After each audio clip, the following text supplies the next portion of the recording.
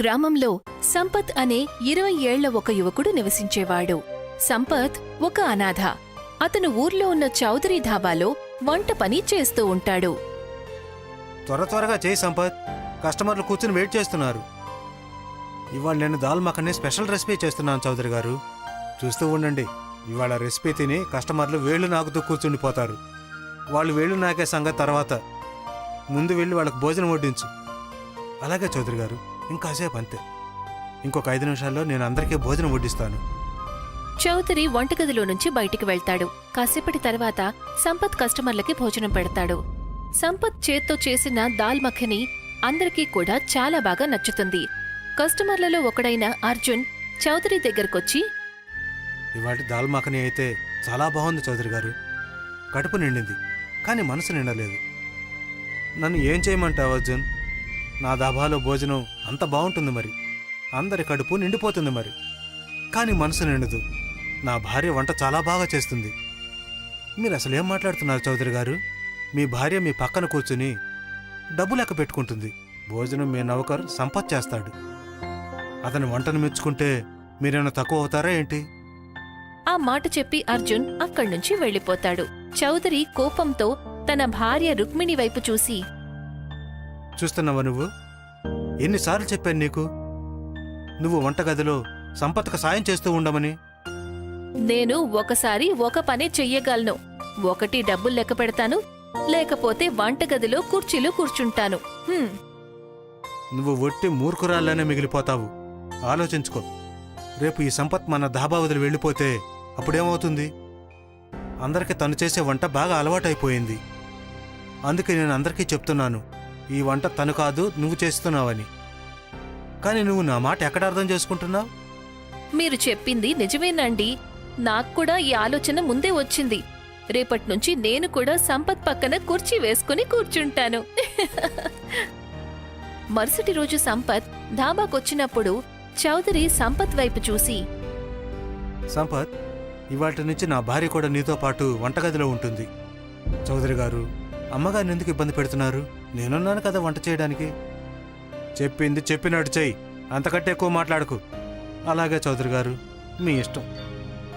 రుక్మిణి ఆ రోజు నుంచి సంపత్తో పాటు వంటగదిలో కూర్చుంటుంది. కొన్ని రోజుల తర్వాత చౌదరి కస్టమర్లందరికీ నమ్మకం కలిగిస్తాడు. వాళ్ల ఢాబాలో ఏదైతే వంటలు తయారవుతున్నాయో అవన్నీ తన భార్య రుక్మిణి చేస్తోంది అని. ఒకరోజు సంపత్ పనికి వెళ్లడానికి బయలుదేరబోతూ ఉంటాడు. అప్పుడే అక్కడికి చౌదరి వస్తాడు. చౌదరి గారు, మీరా? నేను ధాబాకే వస్తున్నాను. నేనిక్కడికి ఏం చెప్పడానికి వచ్చాను అంటే, ఇక మీదట నువ్వు నా ధాబాలో పనిచేయడానికి రావాల్సిన అవసరమే లేదు. మీరు అసలు ఏం మాట్లాడుతున్నారు చౌదరి గారు? నాకు తెలిసినంతవరకు నేను చాలా కష్టపడి పనిచేస్తున్నాను. పైగా మీకెప్పుడు ఫిర్యాదు చేసే అవకాశం కూడా ఇవ్వలేదు. వీటన్నిటి గురించి నేను పట్టించుకోను సంపత్. నీ కారణంగా నా దాబా పేరు పూర్తిగా పాడైపోతుంది. మీరు అసలు ఏం మాట్లాడుతున్నారు చౌదరి గారు? నాకు గుర్తున్నంత వరకు నేను దాబాలో పనిచేయటం మొదలుపెట్టినప్పటి నుంచి మీ దాబాకి ఇంతకు ముందు కంటే ఎక్కువ లాభాలు వస్తున్నాయి. అవునవును, లాభాలు పొందింది, కానీ నీ వల్ల. నేను ఇంకొన్ని రోజులు నిన్ను గనక పనిలో పెట్టుకుంటే బహుశా నా దాబా పేరు చౌదరి దాబా పేరు బదులు సంపత్ దాబాగా మారిపోతుందేమో. దయచేసి అలా చేయకండి చౌదరి గారు. నేను ఒక అనాథని. నాకు ఈ పని చేయడం తప్ప మరే పని రాదు. అది నీ సమస్య, నాది కాదు. ఇక మీదట నువ్వు నా దాబా చుట్టుపక్కల కూడా కనిపించకూడదు. ఒకవేళ వచ్చావా కాళ్ళు ఇరక్కొడతాను. ఆ మాట చెప్పి చౌదరి కోపంగా అక్కడ్నుంచి వెళ్లిపోతాడు. సంపత్ నిరుద్యోగ అయిపోతాడు. అలసిపోయి సంపత్ ఊరి సర్పంచ్ దగ్గరికి వెళ్తాడు. నాకు అంతా తెలుసు సంపత్. చౌదరి నీకు చాలా అన్యాయం చేశాడు. కానీ నీకు అంతా తెలుసు కదా, చౌదరి నాకంటే ఎంతో బలవంతుడు, ఇంకా ధనవంతుడు కూడా. నేను అతన్ని ఏమీ చేయలేను. సర్పంచ్ గారు, నేను మిమ్మల్ని చౌదరితో గొడవ పెట్టుకోమని అనడం లేదు. నేను మిమ్మల్ని సాయం అడగడానికి వచ్చానంతే. మీకు తెలుసు కదా సర్పంచ్ గారు, నేను ఒక అనాథని. కొన్నేళ్ల క్రితమే మా అమ్మా నాన్నలు నన్ను వదిలిపెట్టి వెళ్ళిపోయారు. నేను ఈ ఊరు వదిలి ఎక్కడికి వెళ్ళాలనుకోవడం లేదు. నువ్వు అసలు ఏం చెప్పాలనుకుంటున్నావు? సర్పంచ్ గారు, నాకు కేవలం వంట చేయడం మాత్రమే వచ్చు. మీ నాన్న కూడా చాలా మంచి వంటవాడు. సర్పంచ్ గారు, మీరు నాకు కొంచెం సాయం చేయండి. నేను కూడా మన ఊర్లో సొంతంగా దాబా పెట్టాలనుకుంటున్నాను. మీరు నాకు కొంత డబ్బులు ఇస్తారా? నా దాబా మొదలయ్యాక నేను మీ డబ్బులు మొత్తం తిరిగిచ్చేస్తాను. సరే, ఈ ఊళ్ళో నాకు ఒక ఖాళీ చోటుంది. నువ్వు అక్కడ నీ దాబాని పెట్టుకో. దానికి నీకు ఎంత డబ్బు అవసరమో అదంతా నేనిస్తాను. సర్పంచ్ మాట విని సంపత్ సంతోషిస్తాడు. సంపత్ ఎంతో కష్టపడి ఖాళీ ప్రదేశంలో ఢాబా కట్టిస్తాడు. ఎంతో కష్టపడిన తరువాత సంపత్ అక్కడ ఢాబాని రెడీ చేస్తాడు. కొన్ని రోజుల తర్వాత సంపత్ ఢాబాకి కస్టమర్లు రావడం మొదలు పెడతారు. ఇక అదే విషయం చౌదరిని ఇబ్బంది పెడుతుంది. నేను దేని గురించి అయితే భయపడ్డానో అదే జరిగింది రుక్మిణి. వాడు తన సొంత దాబాన్ని ఇదే ఊర్లో పెట్టాడు. ఇప్పుడు కస్టమర్లు ఎక్కడికి కాదు అక్కడికే వెళ్తున్నారు. మీకు నక్కలాంటి తెలివితేటలున్నాయి కదా, ఆ తెలివిని ఉపయోగించి ఆ ధాబాని మూయించేయండి. నువ్వు చాలా సరిగ్గా చెప్తున్నావు రుక్మిణి. నేను జిత్తులు మారి నక్కలాంటి నా తెలివితేటలతో ఏదో ఒకటి తప్పకుండా ఆలోచిస్తాను. చౌదరి ఒక కస్టమర్ని ఎంతో తెలివిగా మాటల్లో పెడతాడు. ఆ కస్టమర్ సంపత్ డాబా దగ్గరికి దొంగతనంగా వెళ్లి భోజనంలో చౌదరి ఇచ్చిన మందు కలిపేస్తాడు. ఆ రోజు ఎవరైతే సంపత్ ధాబాలో భోజనం చేస్తారో వాళ్ల కడుపు పాడవుతుంది. మరుసటి రోజు సంపత్ ధాబా ముందు ఊరి వాళ్లందరూ గుమ్మికూడతారు. ఒక వ్యక్తి ఎంతో కోపంగా సంపత్తో ఇలా అంటాడు. నీ డాబా నడవటం మొదలయ్యేసరికి కళ్ళు నీకు నెత్తికెక్కాయా? మీరసలేం మాట్లాడుతున్నారు? నేనేం చేశాను? ఏం చేశావా? అరే, నేను నిన్న నీ డాబాలో పప్పు తిన్నాను.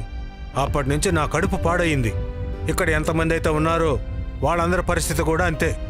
దీనంతటికీ నువ్వే బాధ్యుడివి. నువ్వు ఖచ్చితంగా భోజనంలో ఏదో కలిపావు.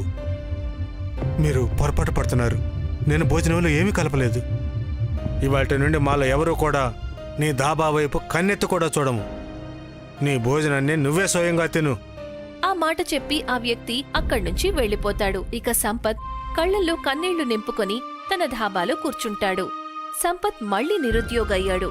కొన్ని రోజుల తర్వాత సంపత్ ధాబాకి సర్పంచ్ వచ్చి, సంపత్, నువ్వు నా దగ్గర ఏవైతే డబ్బులు తీసుకున్నావో వాటిని నువ్వు నాకెప్పుడు తిరిగిస్తావు? సర్పంచ్ గారు, మీకు తెలుసు కదా, నా దాబాకి ఒక్కరు కూడా రావడం లేదు. అదంతా నాకు తెలియదు సంపత్. నాకు నా డబ్బులు కావాలి, అది కూడా వడ్డీతో సహా. సర్పంచ్ మాటలు విన్న తర్వాత సంపత్ ఆశ్చర్యపోతాడు. మన మధ్య వడ్డీ గురించి మాటలేమీ జరగలేదు. నేను చెప్పాను, నువ్వు వినిపించుకోలేదేమో. ఇల్లుండి కల్లా నా డబ్బు మొత్తం వడ్డీతో సహా తిరిగి ఇవ్వలేదంటే నీ ఇంటిని నేను లాగేసుకుంటాను. దాన్ని అమ్మేసి నా డబ్బుని నేను తీసుకుంటాను. దయచేసి అలా చేయకండి సర్పంచ్ గారు. నేను అనాథని. మీరు గనక నా ఇంటిని కూడా నా నుండి లాగేసుకుంటే నేను ఎక్కడికి వెళ్ళాలి? నీకు నేను 2 రోజులు టైం ఇస్తున్నాను. ఆ మాట చెప్పి సర్పంచ్ అక్కడ్నుంచి వెళ్లిపోతాడు. 2 రోజుల తర్వాత సర్పంచ్ సంపత్ని మెడపట్టి ఇంట్లోంచి గెంటేస్తాడు. తన ధాబాని కూడా కూల్చేస్తాడు. సంపత్ కళ్లల్లో కన్నీళ్లు నింపుకొని ఒకచోట చెట్టు కింద కూర్చుని తలరాతను తలుచుకుని ఏడుస్తూ ఉంటాడు. అలా సంపత్ ఉదయం నుండి సాయంత్రం వరకు ఏడుస్తూ ఉంటాడు.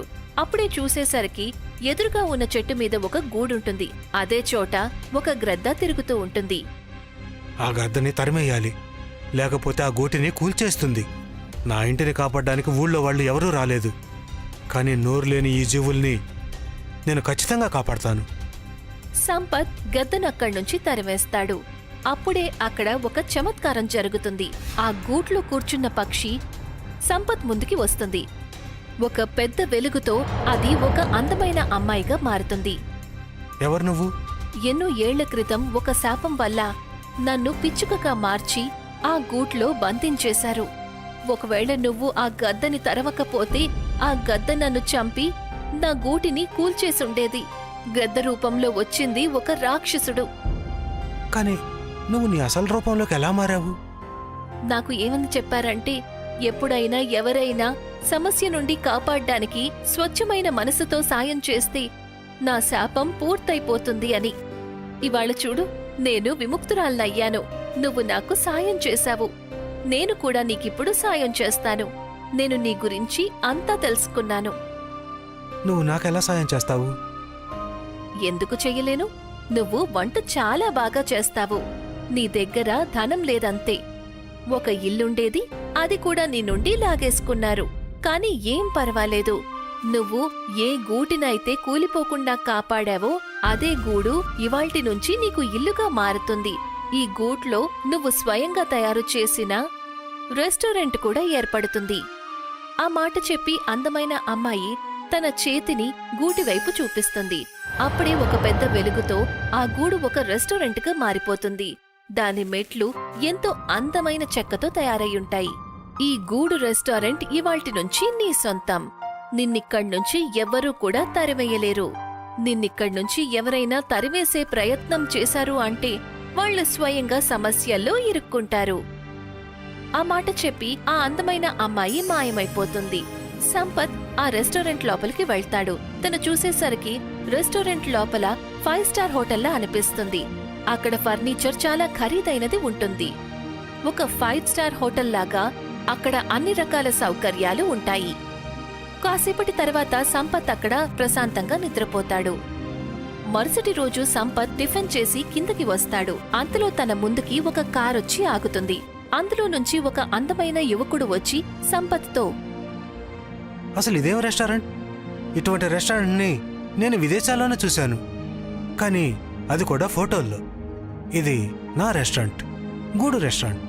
నా రెస్టారెంట్లో అన్ని రకాల భోజనాలు లభిస్తాయి. నువ్వు నాకు నీ రెస్టారెంట్ను చూపిస్తావా? చూపించటం ఏంటి సార్, మీరు నా మొదటి కస్టమర్. మీకోసం ఇవాళ భోజనం ఫ్రీ. సంపత్ అతని కోసం ఎంతో బాగా వంట చేస్తాడు. భోజనం చేసిన తర్వాత అతను వేళ్లు నాకుతూ, నమ్మలేకపోతున్నాను. నేను ఎన్నో పెద్ద పెద్ద 5 స్టార్ హోటల్స్కి వెళ్ళాను, కానీ ఇంతకంటే రుచికరమైన భోజనం నేను నా జీవితంలో తినలేదు. నేను చాలా పెద్ద కంపెనీలో అడ్వర్టైజర్గా పనిచేస్తున్నాను. నువ్వు కావాలంటే ఈ గూడు రెస్టారెంట్ని అడ్వర్టైజ్ చేస్తాను. నీ రెస్టారెంట్ చాలా ప్రసిద్ధి చెందుతుంది. ఇక్కడికి కస్టమర్లు లైన్లు కడతారు. మీరు గనక అలా చేస్తే నేను మీకు ఎంతో రుణపడి ఉంటాను. ఆ యువకుడు నవ్వుతూ అక్కడ్నుంచి వెళ్ళిపోతాడు. మరుసటి రోజు ఆ రెస్టారెంట్కి పట్నం నుంచి వచ్చేవాళ్లు లైన్లు కడతారు. వాళ్లల్లో పెద్ద పెద్ద నేతలు, రిపోర్టర్స్, ఇంకా ధనవంతులు చాలా మంది ఉంటారు. సంపత్ గూడు రెస్టారెంట్ కొన్ని నెలల్లోనే ఇండియా అంతా ప్రసిద్ధి చెందుతుంది. ఇదే విషయం చౌదరికి, సర్పంచ్కి అస్సలు నచ్చదు. నువ్వు పేరుకు మాత్రమే సర్పంచ్, ఒక చిన్న పని కూడా చేయలేకపోయావు. నువ్వు నాకు చెప్పిన దానికంటే ఎంతో ఎక్కువ చేశాను. అరే, నువ్వు తనని కేవలం నీ దాబా నుంచి మాత్రమే బయటకు పంపించావు. నేనైతే వాడి ఇంటిని కూడా లాగేసుకున్నాను. ఒకవేళ తన తలరాత బాగుందంటే దానికి నేను మాత్రం ఏం చేయగలను? ఇప్పుడు ఈ మాటల వల్ల లాభం ఏంటి చెప్పు? అతని గూడు రెస్టారెంట్కి పట్టణం నుంచి ధనవంతులు వస్తున్నారు. ఊరి వాళ్ళకేమో అతను తన రెస్టారెంట్లో ఫ్రీగా భోజనం పెడుతున్నాడు. అతను ఎంతో మందికి జీతాలు ఇస్తున్నాడు, అభివృద్ధి చెందుతున్నాడు. కానీ మనం ఇక్కడ చేతులు కట్టుకొని కూర్చున్నాము. నువ్వు అసలు ఏం కోరుకుంటున్నావు? నా కోరిక ఏంటంటే అతని గూడు రెస్టారెంట్లో నిప్పంటించేయి. అయితే ఇంకెందుకు ఆలస్యం?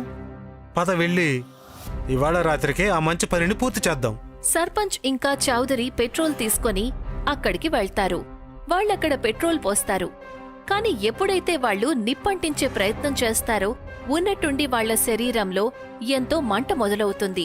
చాలా దారుణంగా అరవటం మొదలు పెడతారు. సంపత్ ఇంకా కస్టమర్లందరూ రెస్టారెంట్ నుంచి బయటికొస్తారు. మీ ఇద్దరికి ఏమైంది? ఎందుకు ఇలా అరుస్తున్నారు? మమ్మల్ని క్షమించు సంపత్. మేము నీ ఈ రెస్టారెంట్కి నిప్పంటించాలనుకున్నాము, కానీ మేము ఎప్పుడైతే నిప్పంటించే ప్రయత్నం చేశామో అప్పుడు మా శరీరమే మండడం మొదలయ్యింది. మీరు ఈ తప్పు ఇవాళైతే చేశారు, కానీ ఇక మీదట మీరు ఇటువంటి పొరపాటు ఎప్పుడూ చేయకండి. అప్పుడే ఆ గూడు రెస్టారెంట్ లోపల నుంచి ఒక గొంతు వినిపిస్తుంది. వాళ్ళిద్దరికీ చెప్పు, ఈ ఊరి వదిలి వెళ్ళిపోమ్మని. లేకపోతే వాళ్ళ శరీరంలో ఉన్న మంట ఈ ప్రపంచంలో ఏ డాక్టరు నయం చేయలేడు.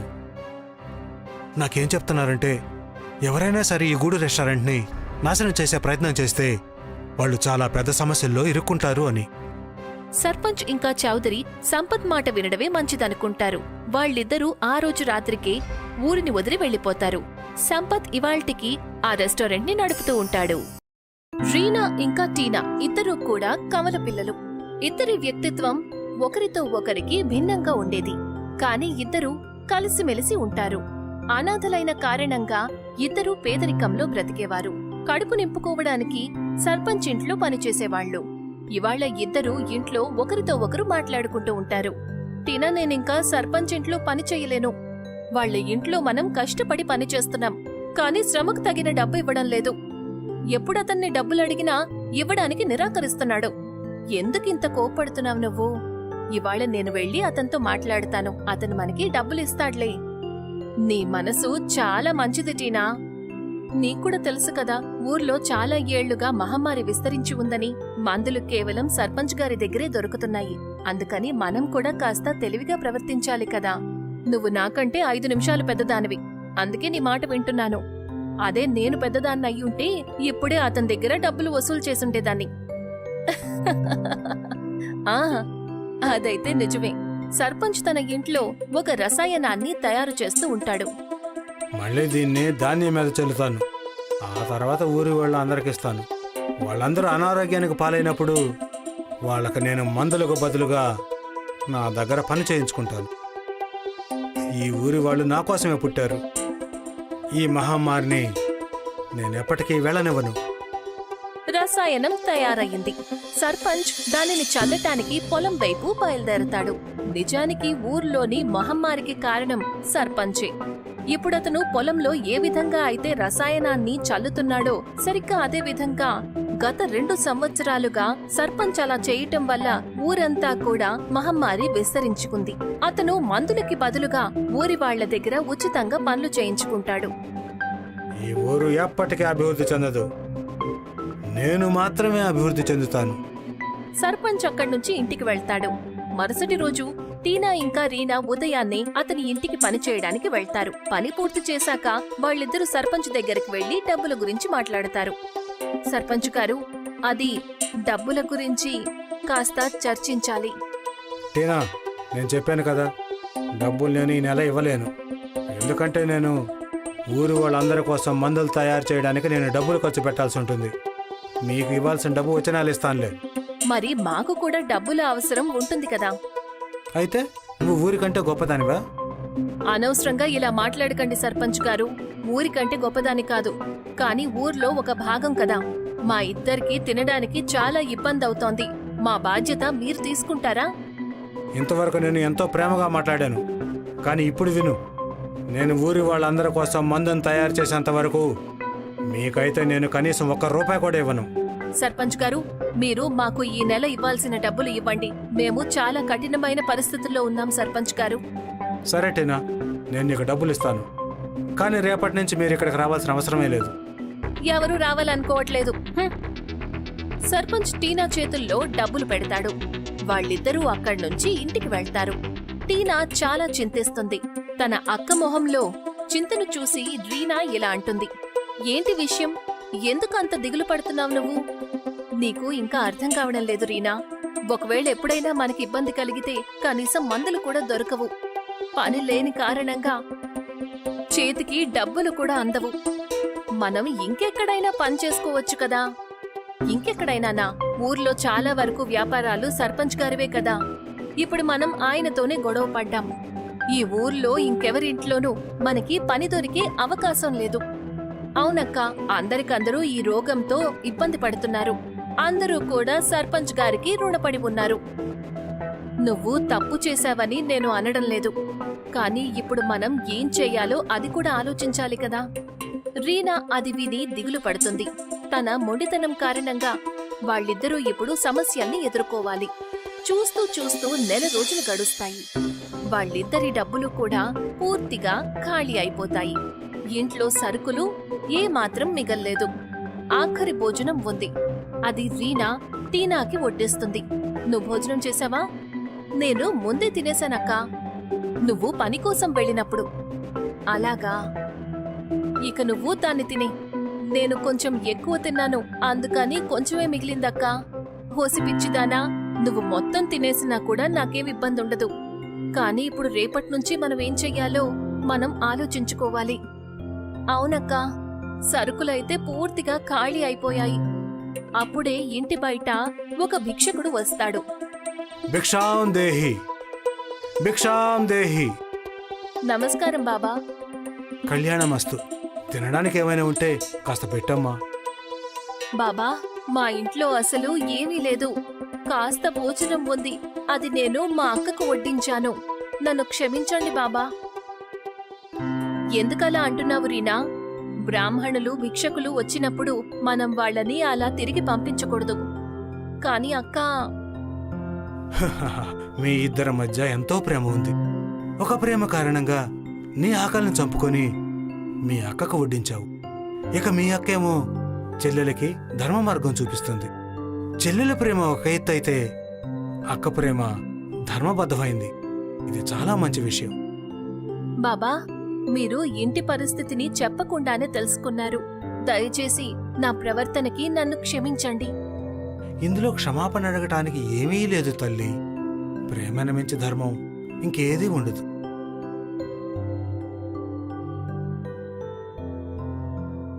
భిక్షుకుడు భోజనాన్ని పూర్తి చేసిన తరువాత లేచి టీనా రీనాతో, నేను మీ ఇద్దరి సేవాభావనతో చాలా ప్రసన్నున్నయ్యాను. కోరుకోండి, ఏం కావాలి?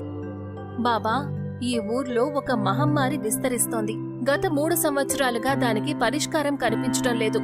మీరు దాన్ని సరిచెయ్యడానికి ఏదైనా దారి చెప్పండి.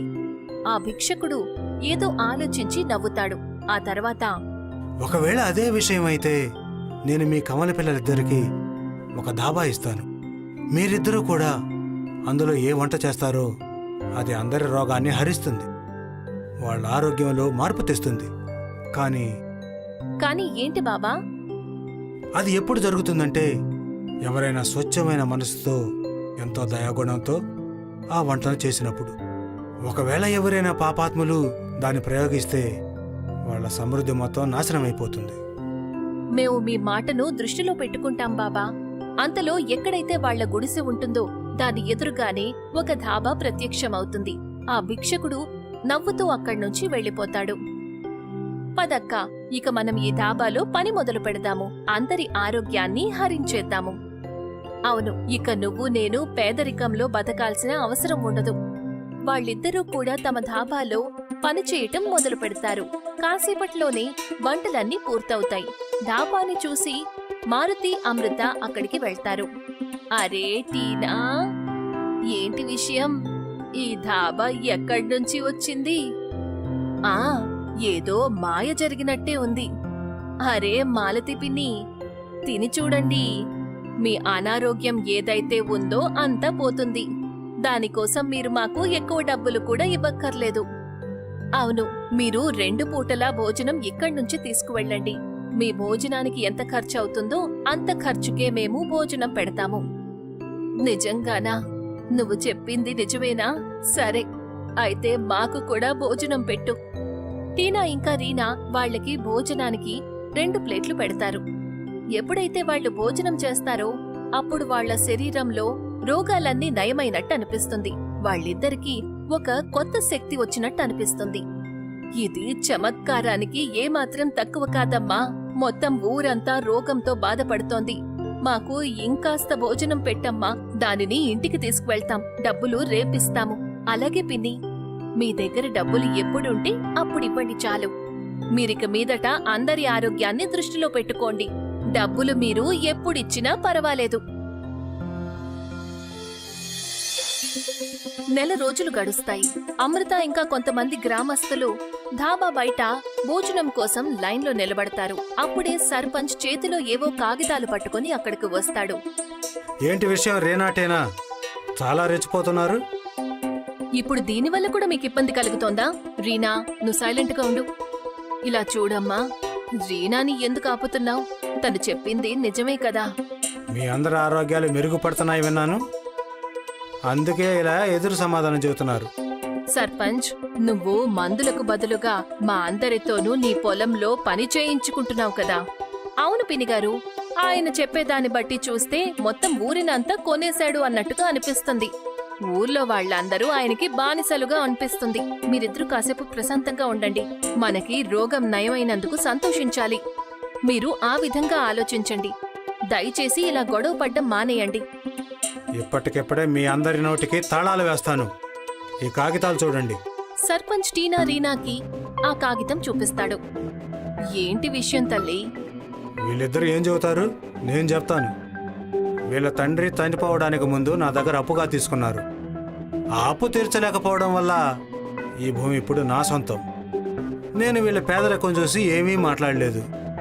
కానీ నాకు ఇప్పుడు తిరిగి కావాలి. ఇదంతా నిజం. దీని మీద నీ తండ్రి సంతకం కూడా ఉంది. సంతకమా? ఏమైంది బామ్మగారు? ఆవిడ ఎందుకు ఆశ్చర్యపోయారు అంటే, మీ నాన్నగారికి రాయడం చదవటం రాదు. ఆయన వేలుముద్ర వేసేవారు. ఛే, మీరిద్దరూ కలిసి నా పనిని పూర్తిగా చెడగొట్టారు. సర్పంచ్, నువ్వు చాలా ఎక్కువగా మాట్లాడుతున్నావు. ఇక్కడి నుంచి వెళ్ళిపో. సహనానికి కూడా ఒక హద్దు ఉంటుంది. టీనాకి ఎప్పుడూ కూడా కోపం వచ్చేది కాదు. తనని కోపంలో చూసి రీనా కళ్ళు ఆశ్చర్యంతో అలాగే ఉండిపోతాయి. అలాగే మిగతా వాళ్లు కూడా. మీ అందరి సంగతి తెలుస్తాను అని చెప్పి సర్పంచ్ అక్కడి నుంచి వెళ్ళిపోతాడు.